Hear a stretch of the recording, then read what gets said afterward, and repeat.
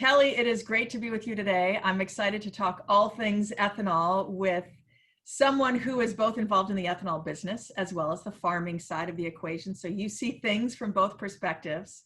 And you have been one of our most vocal and most impactful champions for the ethanol industry for so long.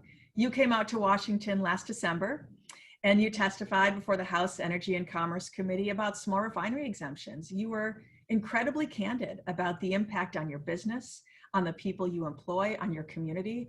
And I think that candor was incredibly helpful and necessary for the conversation. It's hard to imagine when you were testifying in December, we hadn't even entertained the notion of a retroactive gap waiver request. And then comes June and there's a flurry of them. EPA recently did deny 54. So the vast majority of those requests. And tell me from your perspective, is this good news too little too late?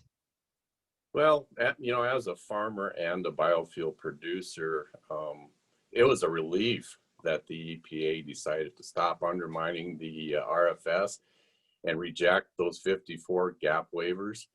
But it was also disappointing that they were even on the plate, after the 10th Circuit Court ruling that pretty much clarified that the EPA had abused their jurisdiction in granting those SREs to start with.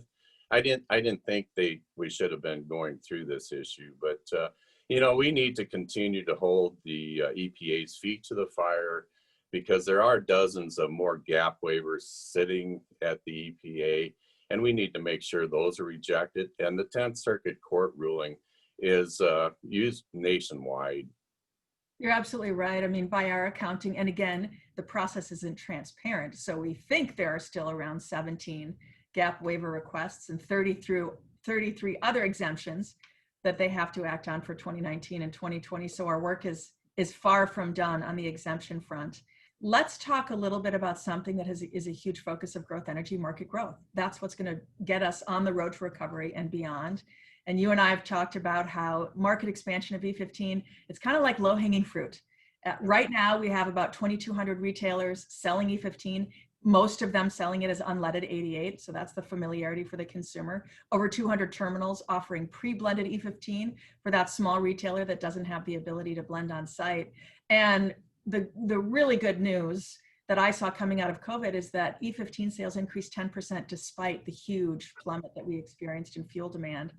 What does this news about E15 mean for you and your business? Well, it's exciting. The potential for E15 demand is extreme. We've got potential going from an E10 blend to an E15 blend of increasing ethanol production by 7 billion gallons and corn demand by over 2 billion bushels a year if we could get to a national blend of E15. So, with the infrastructure build and all the programs that are going on right now and a lot of fuel retailers coming on board for E15, it's low-hanging fruit, so we got to go after that. And of course, for E15, we're still waiting for this administration to follow through on its commitment that it made last October to evaluate E15 labeling and make sure that it continues to eliminate these remaining barriers in the marketplace so consumers can pull up to the pump. They easily understand unleaded 88 is the great value choice for them. When you, Kelly, look at other opportunities for growth in the marketplace, what's going to drive this industry forward in the months and the years ahead, whether it's domestically or globally, what really excites you? Well, I think that, the HBIP program is something that we're excited about with that $100 million from the USDA to help build infrastructure for E15 and biodiesel. There's a lot of things. The octane value of ethanol is something that's very exciting to me. That's what ethanol basically is. It's octane, and it's cleaner burning. It reduces greenhouse gas emissions enormously, and so that's better for the environment and human health. The national corn growers are working on a low carbon octane standard right now that I think is part of the future. The carbon discussion will be part of the future, but overall, there's a lot of positives looking forward. And I'm looking forward to playing offense instead of defense. We've been doing that for long enough, so it's time to get in the lead and share our message and make sure everybody knows the benefits of biofuels. Kelly, I share your optimism and your enthusiasm. I think we're at a critical juncture for biofuels. And as policymakers are leaning in on the climate, they got to lean in on ethanol because we're the readily available and affordable solution. So thank you for the time and the conversation.